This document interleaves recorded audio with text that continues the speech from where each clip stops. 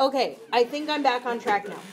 So I gave you a little overview of the anatomy of a parabola. Yes, I said the A word. Okay. Now, for all of your problems on your homework, there will be an A value, but you will not see a B or a C value. That means your vertex is at 0, 0. What's the word that what's the name of the point 0, 0? It is the origin. Okay, it's where everything originates. So, here is our process for graphing. These are my requirements. For every graph, I want to see an XY chart. Okay? So you make an XY chart. In the very middle of that XY chart, I want to see your vertex. Now, all of these ones, the vertex is 0, 0. Yes? So far, so good? Now, I want two values on either side of my vertex. In other words, if I were to count down from 0, I want to see -1 and -2. And if I were to count up from 0, I would want to see +1 and +2. And it doesn't matter if you put the positive numbers up here and the negative numbers down there. That doesn't matter. As long as you have -2, -1, 0, 1, 2, and that middle value is your vertex. Now that will change a little bit when our vertex changes, but for tonight, this is what every single one is going to be.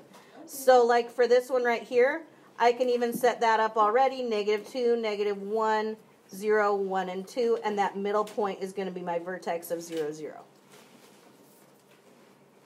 Have I lost you yet? Yeah. No. No hope. I have no hope if I've lost you. Why is, what, only 2 points on each side? Technically, you can do as many points as you want to. If you do 1 point on each side, I don't think you get a good enough picture of where it's going. 2 points, I think, gives you a good enough picture that you don't need to do any further. Once you get to like the third point out, you're going to get to some points that are way up there or way down there. So it's going to be hard to fit them on your graph. Oh, the last thing I forgot to say about your anatomy right here is in this particular case, you have a positive A value. So when A is positive, you have a happy parabola. Oh, it is negative. It's opening up.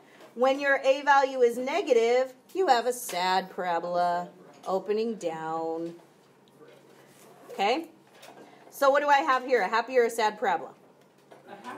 A happy parabola, because that's a positive A value. So I'm going to put my vertex at 0, 0 right there. And I know that approximately my parabola is going to look something like that. This is the lowest point. It's going to come down, and it's going to bounce off, and it's going to go back up. Now, what do you think I should do? Hold, please. Yes. What do you think I should do with the rest of my XY chart? I don't know. Fill it up. How do I fill it up? This is where my calculator comes in. I'm going to start off by plugging in -2. Plugging it in where? For the X value. X column, X value. So watch. On my calculator, I'm going to try and show you how to do this so that you don't have to retype it in every time. You ready? So I don't want parentheses yet. I want 2 parentheses, -2 squared. Yeah? Yes. Not that. I meant to hit equals, sorry. I get 8. Now, if I don't want to retype in that whole thing, I just want to change the -2 to a -1, guess what I do? I can use this arrow and just arrow back, and when the 2 is flashing, press 1. And guess what? Now it says -1 there. Oh, wait, hold on. So I hit enter, and it gives me 2. And I can arrow back. And when that -1 is blinking, I can change the -1. Actually, I just want to delete the negative sign, don't I? If I want to plug in +1, excuse me, I just want to delete the negative sign, right? So I'm going to make sure the negative sign is blinking, and then I'm going to press the delete button right there. If you can't figure out how to do this on your calculator, you can just retype it in every time. No big deal. 2 times 1 squared is 2. And then I need to change that 1 to a what? A 2. A 2. And I get 8. Do you notice anything interesting about my values? It's like a pattern. In other words, this value is the same as that one. And this value is the same as that one. That has to do with that axis of symmetry thing. We're going to have matching values around there. We're going to have this mirror image around our vertex. So, from here, I plot my points. -2, 8. So -2, 8. Don't go so fast. I need -1, 2. 0, 0 is already plotted.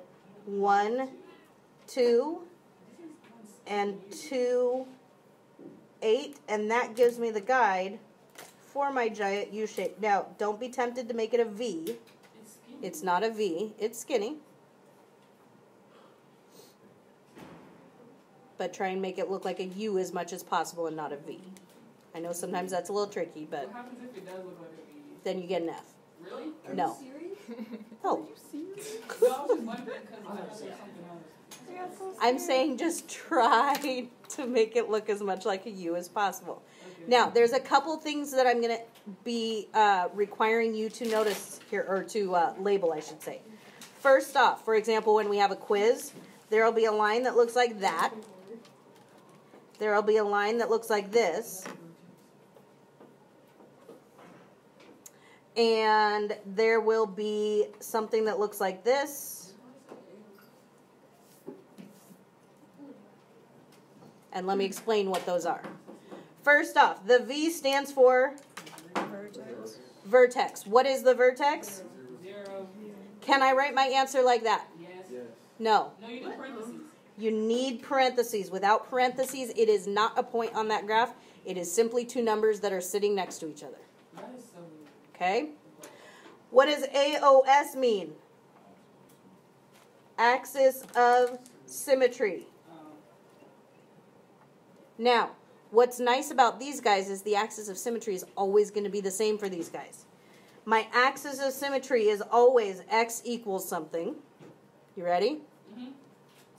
And it's x equals whatever the x value of your vertex was. Oh, 0. So if my vertex was 0, 0, my axis of symmetry is x equals 0. Ooh, sorry. Now, I would actually like you to go ahead and draw in your axis of symmetry. Use a highlighter or a different color. If you don't have a different color, then make sure it is a dotted line, not a solid line, because it's not actually part of the parabola. It's just something in reference to the parabola. So you can either do a highlighter straight down here. It's actually right on your y-axis here. Or you can do a dotted line there. Okay? So. The last part says max, min, and a blank. Does this parabola have a maximum value or a minimum value? Because it has a lowest point, it has a minimum value. So I want you to circle the word min. And then I want you to tell me what that minimum value is. Do you want to know what the minimum value is?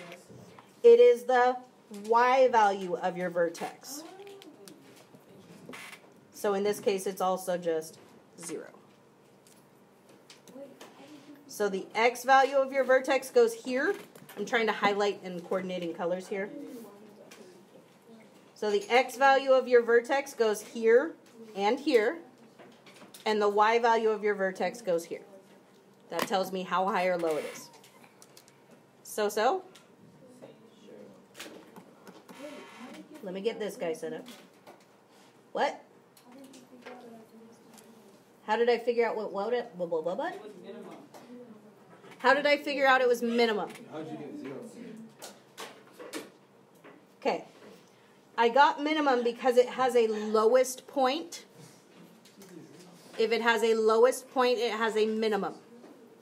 If it has a valley, it's a minimum. If it has a mountaintop, it's a maximum. Okay? So I have a minimum. And then whatever the y value of your vertex is, that's what the maximum or minimum value is. Okay? Okay, so that's kind of a two-part question. Now, this second equation, problem number 2, I'm actually going to change just for posterity. What I'm going to change it to is negative 1/2 x. So we're going to pretend like we have negative 1/2 x squared. What did that do? What did putting a negative sign in front of my a value do? It's going to make it a maximum. It's going to flip it upside down. Yep. So let's plug some stuff in. Again, I'm going to show you how to do it on your calculator. You ready? I have negative 1/2, and yes, you can use your fraction button if you want to. You with me? No. Why did you put the negative? Because I'm adding a negative to the problem. I'm changing the problem. Oh, you just added it. Yes. Okay? So negative 1/2 times negative 2 squared is negative 2. Now I need to change the negative 2 that I plugged into a negative 1, right? So I'm going to arrow back to where that 2 is. I'm going to change it to a 1. And I'm going to hit enter. Negative 1/2, shoot. I'm going to call that a decimal, by the way. Because 0.5 I think is easier to graph than 1/2. What's my next number? I need a positive 1. So I'm going to come back to this negative 1 thing, and I'm just going to delete the negative sign from it. Again, you can retype it in if you want to. If that makes more sense to you, then just do that. No big deal.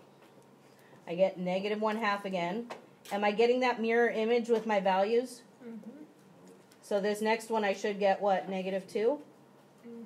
Right? If I'm getting that mirror image, I should get negative 2. Yep. So, I'm going to plot my points. Negative 2, negative 2, negative 1, negative 1/2, 0, 0, 1 negative 1/2, and 2 negative 2. And my graph is going to go something like this.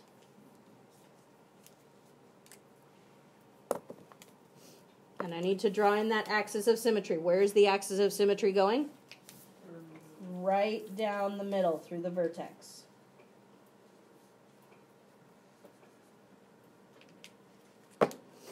So, let's label our important parts. What is my vertex?